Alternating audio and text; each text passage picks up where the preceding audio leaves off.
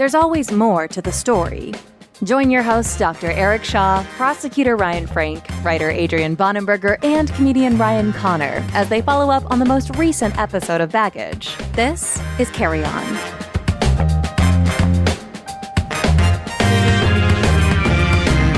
Hey everybody, welcome to Carry On, the supplemental episode to Baggage, and I am your one of the hosts, Ryan Frank, and with me is Ryan Connor and Eric Shaw. It's a follow-up episode, well, whatever. Anyway, how you guys doing? How you guys doing? Before it gets off the rails too much, I do want to have a sad follow-up. On that episode, we talked about some good start. Yeah, let's bring it down. Yeah. There were several firefighters that were killed in a wildland fire out here, and just this week, one of the other ones that was injured passed away too. Oh, dang. Do you have any more details on that? I think 4 firefighters had been killed, and now this was a 5th one, but I think he was part of the group that got injured when that fire came through. Oh, it's terrible. Man. Nowadays, you think if you join any kind of firefighting unit, that's a pretty safe job. Like in 2026, that's a pretty safe job that you're probably okay. Now, I understand it's an elevated risk when you do wildfires, you're helicoptering in and all that. But still, you're probably telling your loved ones, like, look, it's way safer than being a cop or whatever. So that's just those poor families. That's terrible. Man. This is supposed to be the light and goofy version of the show. Yeah, something lighter than Baggage. Hey guys, before we have fun, there's been a death in the room. Just kick everyone in the nuts. Yeah. Pivoting from that, on a happier note, a couple nights ago, I went and saw The Head and Heart at Wolf Trap. I believe it was their last show of their tour, their 15-year anniversary of their first album, an amazing album. If you don't know Head and Heart, they're just great. Eric also went to Head and Heart at Red Rocks. And kind of. Eric, Ryan, you don't know this. Do you know his most recent trip to Red Rocks? I don't know anything you're talking about right now. Listen, go ahead. You tell the story, Eric. I'll back up a little. I got to see Head and Heart the first time they played Red Rocks. They opened for the Shins, and this probably was, like 14 years ago. It was right as their first album was coming out and right as they were getting popular. And I didn't really know who they were. I heard them on like Spotify or whatever service I was listening to. And it wasn't until they started to play like the hit songs, I was like, I know this band. Holy cow, these guys are really good. And now I've gone back to see them several times at Red Rocks. I took my mom and my daughter to their first concerts and first Red Rock concerts to go see The Head and the Heart last year. But they are fantastic live. But that said, they're really good, really good. I had been wanting to try to do some sort of fundraising thing for the show. And what I was thinking, I had done a fundraiser for a cancer, I think it's called Jack's Lemonade Stand, but it's a cancer research for kids program. And they basically set you up where you go out to events and you basically give away lemonade. You don't sell it, you give it away, and you say, hey, this is for this research foundation, please donate. And my daughter and I made probably about $500 at just a local concert here in our neighborhood doing this. I was like, why can't we do this? We can get some money for Dear Jack and Canine Companions and all those. And I can just do lemonade and brownies at Red Rocks. What's to stop me? I have spent like 2 months trying to get a hold of someone at DCPA, Denver Performing Arts, to try to get a permit or try to figure something out. Like, what do I have to do? No one answers the phone. No one returns emails. I got one person to return an email. I got one person on the phone and they transferred me to their manager and left a message. No one returned my call. And I have like these logs of all these emails I've sent with no returns. This is important for later. So I'm like, you know what? I'm just going to do it. What's the worst that can happen? They say, no, you can't do this. And I was like, sure, whatever. It's not like I'm doing anything bad. I'm not harassing people or anything, giving away lemonade and brownies. So I go there, I set up, everything's going great. There was lots of foot traffic. Pause for a second. He goes and he sets up. Eric goes to Red Rocks did you have a table? Did you bring a table? Yeah, So he I brought brings a table. I brought our signs. I brought 2 jugs of lemonade. Right. We have a banner for our collaboration with Dear Jack. We have like a 8-foot Red banner. Rocks? Yes. Yeah. He just goes and he sets up shop. Yeah, just along one of the main thoroughfares by the entrances and just kind of set up. Wait a minute. Did you get arrested? No. Is it okay? Well, we'll get to that. Yeah. But so one thing, I don't know the last time we ever done this. Like I hate just like engaging with people And like, it's almost, I don't want to say it's begging, but it's just this whole active engagement thing. Like, hi, how you doing? Hey, would you like this? Would you want to hear that? I was so, like, I must have been so red faced and like, just, it's not my thing to do that. So anyways, things are going good. I probably gave out over 100 business cards with our QR code. We got quite a few donations. We went through one of the jugs of lemonade. And at some point, 2 park rangers approached me there. And they're like, do you have a permit for this? And I was like, no. Because this is a park. This is a park, by the way. So it's kind of like 2, if not 3 separate entities. There's the National Park Service, which owns the Red Rocks Park. And then there's the amphitheater, which is owned by Denver, and they manage it. So there's kind of separate organizations you have to go through for all this stuff. But the park rangers were the first ones to come up. And I explained the whole thing, and I'm like giving them my cards. I'm like offering them brownies. And the one guy's like, you can't do this without a permit. And I was like, I have tried, man. I was like, you can't keep a public citizen off public land when they've made a really strong effort to do this. I was like, if I can't be here, you need to help me like contact someone who can. And this is where I start getting into trouble. I have a way of like, when I think I'm right, of like just not backing down, even if I know it might end up badly for me. And in the back of my mind, I was like, just stop it. These people could arrest you. You're going to get a ticket. Just don't do something stupid. But I was being very nice. It's being very cordial. And I was like, look, just help me out. Like, I'm just doing a charity. Like, I'm not doing anything bad. And the guy's like, well, I'll put you in touch with the supervisor. And so I got his card here. Austin Sankey, thank you so much for being professional and helpful. I get in touch with him, and he's like, I understand. Like, this is BS. You know, the government wasn't helping you out. And he's like, I'm not doing anything wrong. Because the guys were saying you have to shut down right now. And that I couldn't do any of the giving away stuff. That was a big thing. I could stand there and give out my business cards, and I could talk to people, but I couldn't give away any of the lemonade and stuff. And I was like, well, there's no point. No one's going to come talk to me or give us money just because I'm being nice. Like, they want lemonade and brownies. And so the supervisor was like, yeah, just keep going. We'll figure it out. And he's like, I'll even try to help you get in touch with these people or get you a permit. And I was like, cool, awesome. About half an hour later, the supervisor for the amphitheater comes out, and he was the one that finally shut things down. And he says, it's nothing that you're doing wrong as far as the soliciting, or if you just wanted to have your banners, but you just can't do food at Red Rocks. That was the sticking point. You can't give out, sell, or do any sort of like food distribution without it being sanctioned by the amphitheater itself. So I shut down at that point. We made a decent haul there as far as like donations. We did our first real donation to Dear Jack with that, which was really nice. But the whole thing with the park rangers took me back to when the FBI gals were profiling me, and they said that he doesn't understand what true crime is. He thinks it's like doing your recycling wrong. And that is exactly how I was feeling in that moment. I was like, I'm going to get arrested for this. There's something awful going to happen. Like my white collar waspiness factor was just like on fire at that point. I was like, I'm so fucked if this goes wrong. I'm right there with you, man. You know, it's crazy that I can't believe did not occur to you is that one of our friends in college got a ticket for doing this exact thing and had to do something like 40 hours of community service. What? Yes. You know what? You do the community service. You got a t-shirt of the podcast with the QR code on it while you're doing community service picking up trash. I love that. We can live stream it or something. Yeah, I talk about this in my book, actually. I have a whole chapter on this episode. This happened freshman year of college. I don't want to give the whole thing away, but yeah, our friend Anker got involved in some just nonsense. But basically he had, I can't remember the numbers now. I ran it by him. It's in the book, but it was something like he needed $7,000 in 2 days. Everyone is just like along for the ride because his ideas were crazy. It involved taking a bunch of his stuff to the pawn shop. And you guys don't know the story? Oh, I know. Yeah. No. Oh, yeah, you do it. Okay. I remember. Yeah. So it involved taking a bunch of his stuff to the pawn shop. He had all these electronics. And so we go to the pawn shop, but he doesn't accept the bids for anything except for his Nintendo 64 with a couple dozen games and 4 controllers. But he only got, it was either $200 or $250 for like $2,000 worth of games and stuff. We're just like accepting it. Just kind of like, what is your plan? So then he's like, who has a Costco membership? One of us had a Costco membership.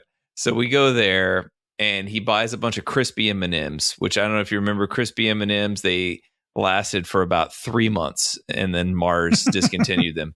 He bought $200 of crispy M&Ms. Sure. The plan was to sell them at the Vienna Fairfax metro station, claiming that it was a fundraiser for our charity, Alpha Chi. He printed up flyers. I don't think I have them here, but I think I have them at my parents' house.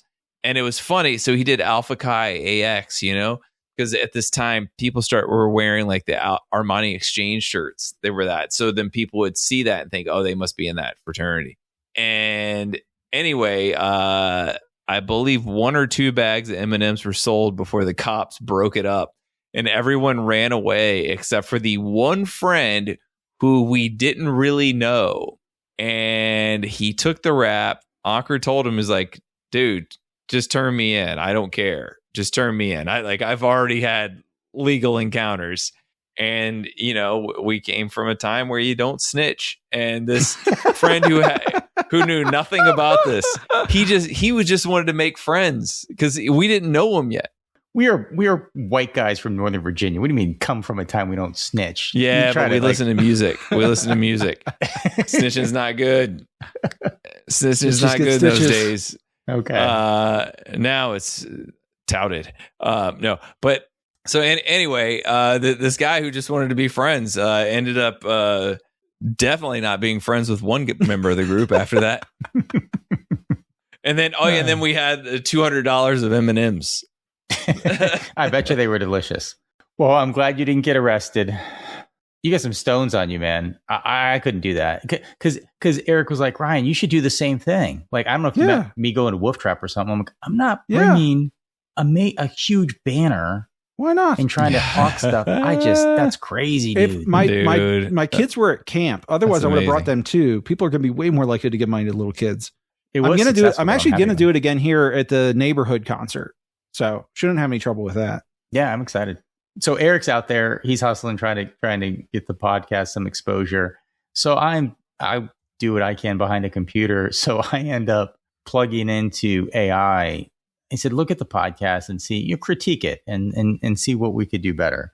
And kind of sassy AI, kind of sassy. So let me see what it says here. Hold on. I thought there was problems with it, like complimenting you too much. Is that not the case?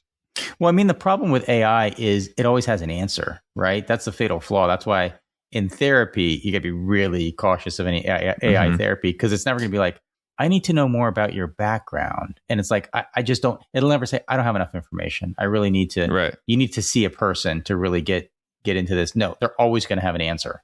So that's suspect. And it works like that in a lot of different areas. It's getting better on the top models because it tries to refute itself, but it's still not going to be able to do stuff like that. Here's what the AI had to say. It had several things to critique. One of them was the tonal whiplash in titles isn't always earning its keep. Rape, kidnapping is next to puppy troubles. They're not wrong. That's a fair point. It's a fair point. That is those are two very different episodes. Yeah. And then it's just like the shade that it throws. Like, ratings are thin for the volume of output. Over 60 episodes, 2 years, only 11 ratings on Apple.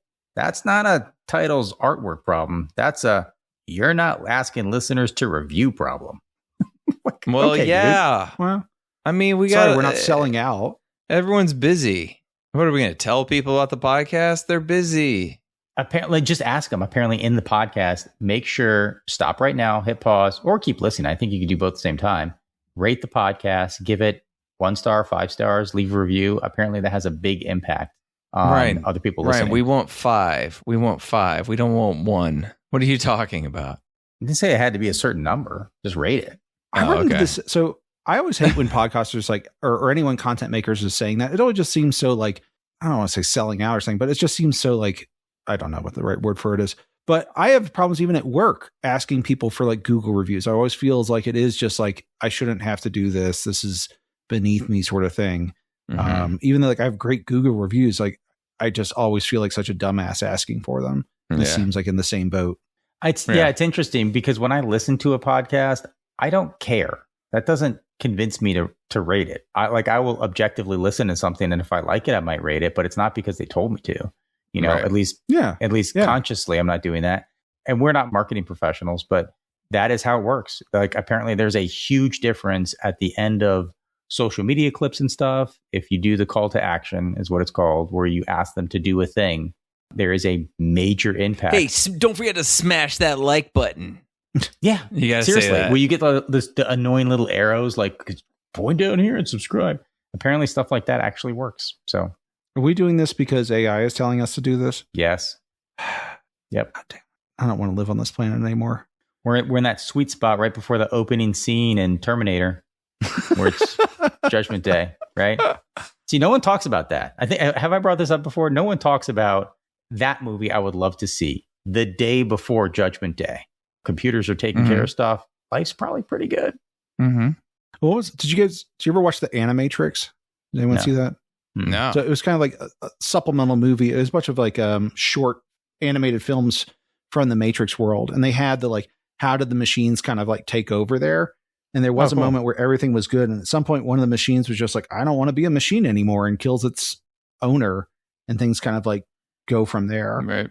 I mean, that's the premise of the Matrix, is that the Matrix is based off of the late 90s, because that was kind of the peak of civilization, where it was peaceful, but you had a lot of the amenities.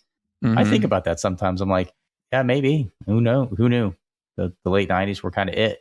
We just saw it at a big outdoor screening here. Rachel hadn't seen it since it came out, when she was like 14 or whatever when it came out. And man, it holds up. Yeah. That's a great movie. Yeah, we're like 20 minutes in, and she's like, this is about AI doing what AI is doing? I'm like, yes. And it was before AI was even really a thing. That's what made it so amazing. Yeah, AI then was just like an idea for Doom. You know what I mean? It was just video game, like computer AI, computer logic, basically. As far as you mentioned Doom there, as far as video games, I remember the first game I played that had like legit AI, and it just blew my mind. And it was Half-Life. Any of the guys played that? It was the first time where like the soldiers come out and you threw a grenade at them, and you heard them go grenade, and they all ran away from it. And it was like, well, they can do that now. They don't just run in front of you. And I was like, wow, this is going to change games a lot. Speaking of Rachel, Ryan Connor, what? Congratulations. Oh, thanks. Oh, you're yes. engaged. Oh, yeah. Thank you very much. Why am I finding out from your other podcast that you're engaged? How don't you send out a fucking text to everybody? I did, didn't I? No. I sent it on the football thing. No, you didn't. No. Glenn did not know. Glenn does not know right now, except I told him. Yeah. All right. So it did not go through then, is what we've discovered, that this did not go through. You have another podcast called Connor v. Cobb that I listen to. And I'm like, what? How was my friend engaged, and I'm finding out from his podcast? Well, it appears this did not go through. Well, you know what? We'll call that my bad. Is this the right thread that everyone's on? This is it. You don't have to figure it out. You don't have to figure it out right now. But anyway, congratulations. Thank you very much. Sorry about this, guys. Our friend group weddings are pretty stellar weddings. Always a good group of people. You might elope. I don't know, but I'm excited for it. Yeah, I don't know. I mean, I have my preferences, but it's not. This isn't for me. No, that's cool, man. Well, tell her we say congratulations. Yeah. I will do that. In just a moment. I'm so sorry. I can't believe I didn't do this. I'm sending the text right now to the group. You know what we never did? We never talked about what your numbers were. Yeah, I know. We know they're better than yours. Clearly, they're going to be better than mine. Well, I'm not juicing, so. I don't think it's called juicing. I think it's medication. That's what I'm saying, but you can't compare when you're juicing. Your LDL is better than mine. I'll say that. But then I've also learned that apparently the LDL, because my triglycerides are like basement, like it's barely anything, that with the basic cholesterol screening, it doesn't screen for if it's the big, like bulbous LDL or the tiny ones, and the tiny ones are bad and the big ones are basically burnt as energy. Does that sound right? So like the alpha protein or something like this is like not my age group. I don't know, but apparently there's a further screening where you can find out if it's the bad or the good, and the big ones are fine because they don't penetrate the walls. And I've been running so much that I have a feeling it's those, because my doctor's not worried because my triglycerides are like in the 30s or something like that. Oh, sorry, it's lipoprotein A. That's what's not good. Okay. Well, but yeah, the standard lipid panel doesn't break that down, but there are tests now that can look explicitly. Yeah, that's what I am to understand now. But yeah, your juiced LDL is definitely a lot better than mine. Okay, are you guys done? Yeah. Okay. Anyway, don't fuck with my triglycerides though. I would never dare. Congratulations on your triglycerides and upcoming marriage. My friend stayed at my house again and managed to spill detergent on yet another pair of suede shoes. Even though there was no detergent in the house, he brought it in. That's intentional, man. That's not. Yeah. 2 times. Impressively bad. He's got it out for you. Did you just like go into your closet, find them, and just sprinkle it all over? Dude, this time it was Rachel's like boots that were like just by the door. And it's like, how the fuck did this happen? We've got those like dryer or those wash sheets, you know what I'm talking about? It's like dehydrated detergent so you can travel with it and stuff. I didn't want to use that. So I went out and got liquid detergents, poured it on your suede shoes and left it. Didn't attempt to clean it up. Left it for a week and a half. Jesus. Mm-hmm. Does he at least buy you new shoes? Nah. I think he's aloof. I think he did not realize he did it. If he realized he did it, I don't know what he would have done, but he would have not left it where it was, especially my other ones. Like he spilled it all over them. So anyway, that's what's going on with me. Man, wildfires now this? I don't. By the high drama. I don't know, yeah. When's it going to come up, Ryan? You know? I know, right? Exactly. God. Exactly. Anyway, guys, tune in a couple weeks and hopefully Ryan's life is better then. We'll see. Anyway, before we go, hey, Ryan, anything you want to plug? Pre-order my book, 12 Guys Walk Into a Kitchen. You can get it anywhere books can be found. You can check my website, ryanconnercomedy.com, to see where I will be on the road in promotion of the book. Excellent. You guys probably noticed now you will hear ads, more ads in the podcast as we are trying to generate some revenue, keep this thing going, and raise money for charities. And so thank you for all the sponsors and all the companies that are advertising with us. If you're a listener and you think that's gross, I don't like that, I want that to go away, subscribe to the podcast at Apple Podcast, or you can go to thebaggagepodcast.com/support and sign up there, become a member. And you don't have to listen to those annoying ads ever again. As we talked about earlier, AI says I need to ask you to rate and review the podcast. That helps us grow. And see you guys next time. All right, guys. Have a good one. You too.